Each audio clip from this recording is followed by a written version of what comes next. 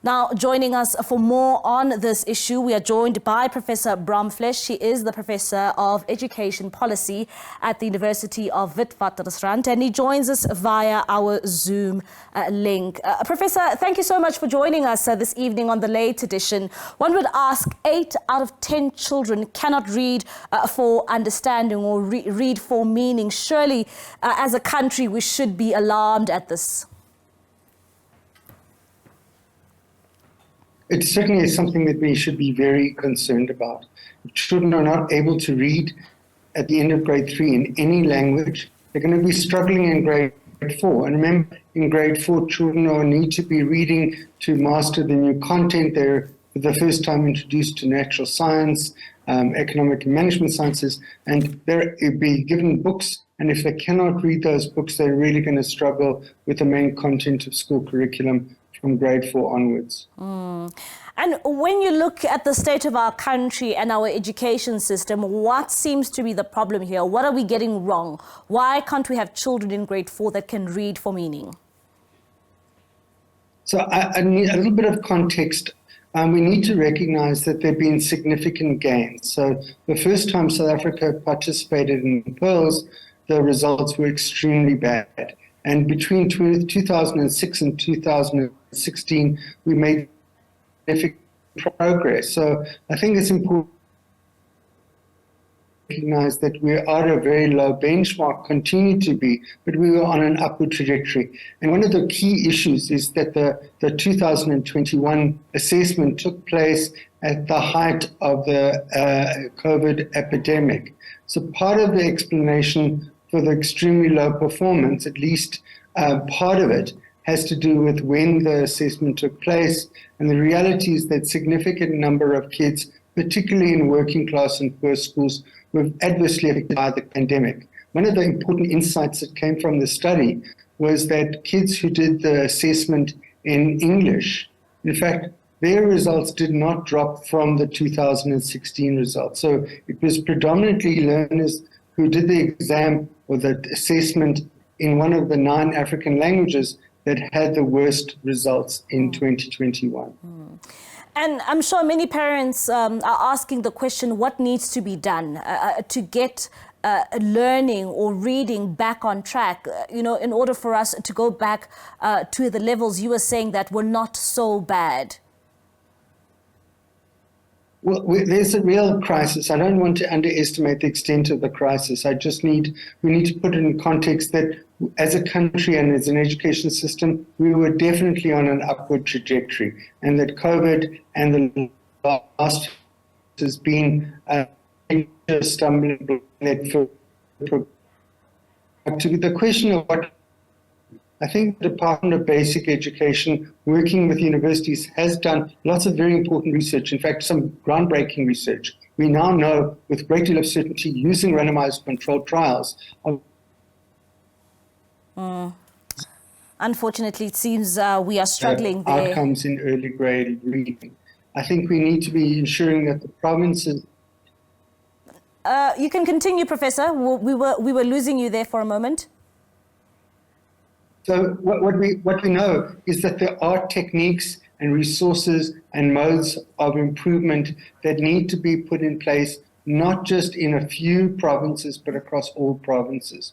The research that the Department of Basic Education spearheaded for the early grade reading study showed that when you combine the provisions of lesson plans, good quality learning materials, books, and providing proper training and good quality one-on-one coaching, that the reading performance of kids improves, particularly when we focus on African home language teaching of reading in grade 1, 2, and 3. And that's the building blocks of improvement, sustained long-term improvement.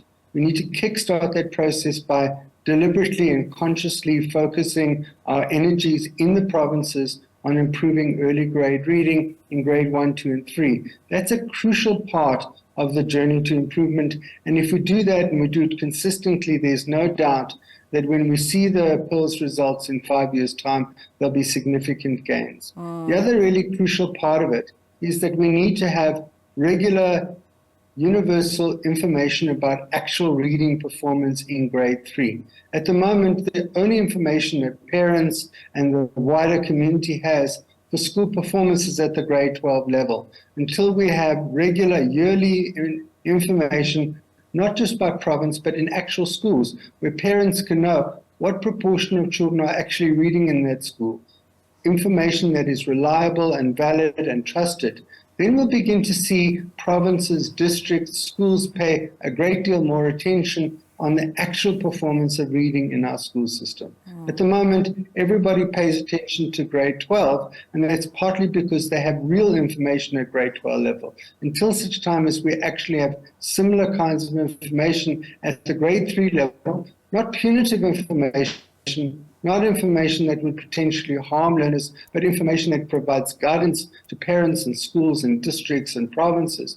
It's going to be very hard to provide the kind of focused energy and effort that we need to improve early grade reading outcomes.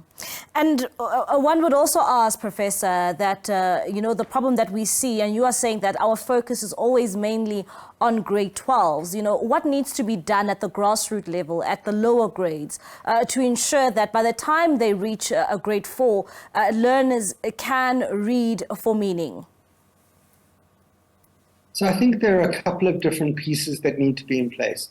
We need to support the teachers so that they have methods that work effectively. We also need to have resources that children can take home every day. If children do not read at least 10 to 20 books in a given year, they don't really develop the habit of reading, and they don't develop the confidence as readers. So we need to improve the teachers' teaching of reading, but we also need the resources at school in homeland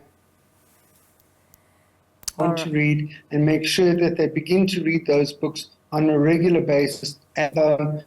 They have components of developing an effective reading population. One is good quality teaching of reading. The other one is lots of good quality resources that children actually read on a regular basis to develop the habit of reading. And you are saying that, with all these interventions being done by the education department, it can take at least 5 years, for this to improve. If it doesn't improve and we're still stuck here 5 years later, what does it say about, the state of our country and the state of our education if we can't get this right, if we can't get grade 4 learners to read for meaning? What does it say about our future?